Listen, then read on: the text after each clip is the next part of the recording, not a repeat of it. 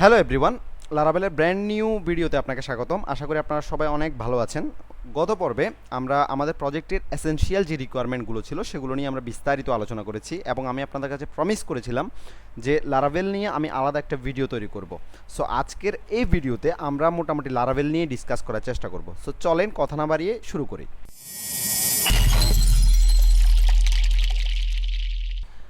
So আপনি যখন core PHP থেকে কিংবা অন্য কোনো প্রোগ্রামিং ল্যাঙ্গুয়েজ থেকে লারাভেলে মুভ করতে চাচ্ছেন, তখন আপনার মাথায় সবার আগে যে কোশ্চেনটা ঘুরবে সেটা হচ্ছে হোয়াট ইজ লারাভেল। লারাভেল আসলে বিষয়টা কি? So if you love beautiful code then Laravel is for you, because Laravel force you to do beautiful code.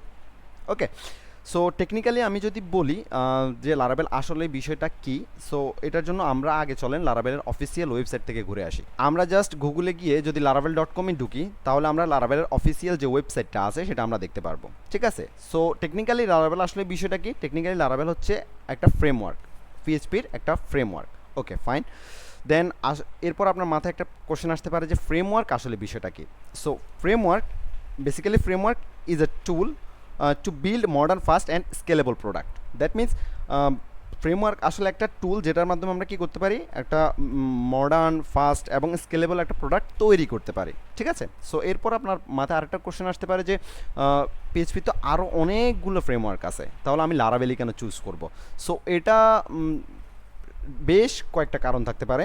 So তার মধ্যে একটা কারণ যদি আমি বলি, তাহলে আমি যদি গুগলে একটা জিনিস দেখি যে লারাভেলের সবচেয়ে পিএইচপির সবচেয়ে বেস্ট বা সবচেয়ে পপুলার ফ্রেমওয়ার্কগুলো কী, তাহলে আমি এই বিষয়টা আমরা আসলে অনেকটা আরও ক্লিয়ার হয়ে যাব। সো বেস্ট 10 পিএইচপি ফ্রেমওয়ার্ক যদি আমরা দেখি তাহলে নাম্বার 1 পজিশনে আছে লারাভেল। ঠিক আছে, এরপর আদার্স যেই ফ্রেমওয়ার্কগুলো আছে সেগুলো। এখন বেস্ট ফ্রেমওয়ার্ক হওয়ার আরও বেশ কিছু কারণ আছে, কারণ লারাভেলে অন্যান্য ফ্রেমওয়ার্কগুলো থেকে অনেক ইজি ওয়েতে, অনেক স্মার্ট ওয়েতে জিনিসগুলো হ্যান্ডেল হয়। ঠিক আছে, সো এই জন্য আপনি লারাভেল চুজ করতে পারেন। আর আমি আগেই বললাম, যদি আপনি বিউটিফুল কোড করতে পছন্দ করেন, একদম clean, neat and clean code করতে পছন্দ করেন, তাহলে Laravel is the best option for you. Okay, so Laravel কে তৈরি করেন? লারাভেল টেলর অটওয়েল নামের এই ব্যক্তি 2011 সালের জুন মাসে লারাভেল ডেভেলপ করেন। সো লারাভেল প্রথম ভার্সন 2011 জুনে আসে এবং এরপর থেকে ডে বাই ডে লারাভেল কিন্তু আপডেট হতে থাকে। সো লারাভেলের যে কারেন্ট যে ভার্সনটা চলতেছে সেটা যদি আমরা একটু দেখি, লারাভেলের ওয়েবসাইট থেকে আমরা জাস্ট ডকুমেন্টেশনে গেলে আমরা দেখতে পারবো লারাভেলের রানিং যে ভার্সন সেটা হচ্ছে 8। ঠিক আছে, আর আমরা যে প্রজেক্টটা স্টার্ট করতেছি এটা আমরা কিন্তু লারাভেল 8 দিয়ে করতেছি। দ্যাট মিনস লারাভেলের যেই লেটেস্ট যে ভার্সনটা আছে সেটাতে কিন্তু আমরা আমাদের প্রজেক্টটা করব। এই জিনিসগুলো তো বুঝলাম, কিন্তু এর বাইরেও আরও অনেক কিছু আছে। যেমন ধরেন আমরা যারা পিএইচপিতে কাজ করি, যারা আমরা কোর পিএইচপিতে কাজ করি, তা আমরা জানি যে এমন অনেক কিছু আপনি যখন লারাভেলে মুভ করবেন আসলে আপনি বুঝতে পারবেন যে এমন অনেক কিছু আছে যেগুলো আসলে আমরা র পিএইচপিতে যখন কাজ করতে যাই তখন কিন্তু আমাদের অনেক প্যাঁচায় কাজ করতে হয় এবং অনেক বেশি কোড করে কাজ করতে হয়, যেটা আপনি লারাভেলে যখন মুভ করবেন তখন আপনি অবাক হয়ে যাবেন যে আরে এই কাজটা আমি এত কিছু কেন করছি আগে। হ্যাঁ, এই কাজটা তো আসলে লারাভেলে মানে এতটা ইজি ওয়েতে আপনি হ্যান্ডেল করতে পারবেন যে আপনি আসলে অবাক হয়ে যাবেন মাঝে মধ্যে। যেমন আমি যদি একটা এক্সাম্পল দিই, যেমন আমরা ইউজারের লগ ইন এবং রেজিস্ট্রেশনের যে পার্ট যেটা আছে, যেটা এইটা নিয়ে আমরা মোটামুটি সবাই পরিচিত। সো আমরা যারা কোর পিএইচপিতে কাজ করছি আমরা জানি যে এই জিনিসটার জন্য আমাদের কতগুলা কোড করতে হয়। কিন্তু বিলিভ মি যে লারাভেলে যখন আপনি ইউজারের যে সেকশনটা আছে, ইউজারের লগ ইন এবং রেজিস্ট্রেশনের যে পার্টটা আছে, এটা যখন আপনি করতে যাবেন তখন সিম্পলি আপনি এই জিনিসটা 1 মিনিটের মধ্যে করে ফেলতে পারবেন। কি বিশ্বাস হয় না? আসলেই মানে আপনি জাস্ট একটা কমেন্ট লিখলে, আপনি একটা কমেন্ট দিলেই জাস্ট এই কাজটা হয়ে যাবে, পুরো কাজটা। এবং এই ধরনের আরও অনেক ইজি ওয়েতে, অনেক একদম কী বলবো, ইফেক্টিভ ওয়েতে লারাভেলে কিন্তু হ্যান্ডেল করা যায়। এই জন্য আপনি লারাভেল চুজ করতে পারেন। ঠিক আছে, সো এখন আমরা দেখি যে লারাভেল আসলে কিভাবে কাজ করে। লারাভেল আসলে এমবিসি প্যাটার্ন মেনটেন করে চলে। সো এমবিসি বিষয়টা কি, এটার সাথে আমরা আসলে অনেকে পরিচিত থাকতে পারি কিংবা নাও থাকতে পারি, সমস্যা নেই। MBC stand for model, view এবং controller. So model, view, controller এগুলো আসলে কি? সো অ্যাট ফার্স্ট যদি আমি মডেলের কথা বলি তাহলে মডেল ডাটাবেজের সাথে ইন্টারাক্ট করে। আমরা সবাই জানি যে প্রতিটা প্রজেক্টে একটা ডাটাবেজ থাকে। সো এই ডাটাবেজের রিলেটেড যত কাজ আছে, যত ধরনের কোয়েরি আছে, যত ধরনের লজিক আছে, বিজনেস ফাংশনালিটি যত লজিক আছে, সব কিছু আমরা মডেলের ভিতরেই ইমপ্লিমেন্ট করি, ঠিক আছে। মডেলের ভিতরে আমরা এই কাজগুলো করে থাকি। আর আপনার ধরেন যে কোনো ডাটা আপনি যখন গেট করতে চাচ্ছেন বা স্টোর করতে চাচ্ছেন, কিংবা আপনার ক্রুডেজ ফাংশনালিটি যখন আপনি করতে চাচ্ছেন ডাটা নিয়ে, তখন এই জিনিসগুলো আমরা মডেল দিয়ে হ্যান্ডেল করি, ঠিক আছে। আর ভিউটা হচ্ছে আমার ইউজারের সাথে ইন্টারাক্ট করে, অর্থাৎ ভিউটাকে আমরা ইউজার ইন্টারফেস বলতে পারি অনেকটা। সো ইউজার যত কিছুই দেখবে তার সব কিছুই হচ্ছে আমরা ভিউতে মেনটেন করব।